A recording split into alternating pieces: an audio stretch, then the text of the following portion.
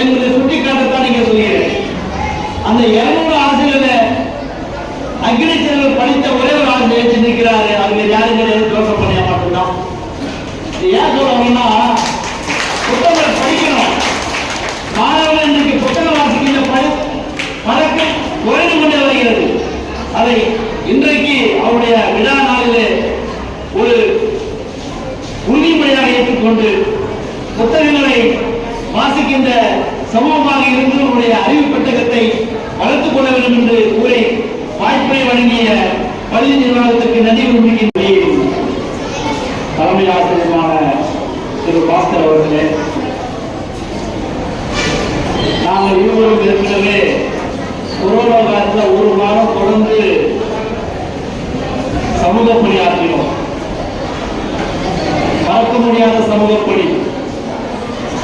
அத்தகைய நண்பர் உங்களுடைய பள்ளிக்கு தலைமையாக இருப்பதை கண்டு நாம் மகிழ்ச்சி அடைகிறேன்.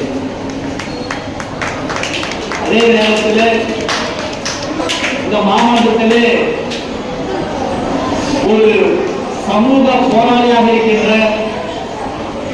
எமது பகுதியினுடைய மாமன்ற உறுப்பினர் மரியாதைக்குரிய பாபு கதிரவன் அம்மா அவர்களோடு இந்த விழாவில் பங்கேற்பதிலும் பெருமகிழ்ச்சி அடைகிறேன். எங்களுடைய கவிஞர் ஐயா சொன்னார், எழுச்சி நாயகன் திருமிகு ஏபிகே அப்துல் கலாம் ஐயாவுடைய பிறந்த நாளை என்று நாம் கொண்டாட வேண்டும். எங்கே கொண்டாடுவது என்று முடிவெடுத்த பொழுது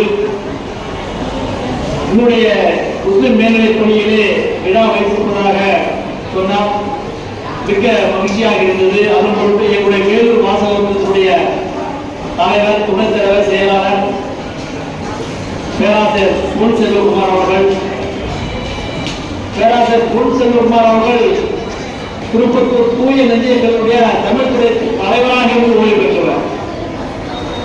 இங்கே கல்வி சிறந்தோரும் சமூகத்திற்காக உழைப்போரும் நல் நூலகர் ரவி அவர்களும் அனைவரும் பங்கேற்று ஒரு சிறந்த நிகழ்வாக இன்றைக்கு ஏபிஜே ஐயாவுடைய விழாவை நாம் கொண்டாடி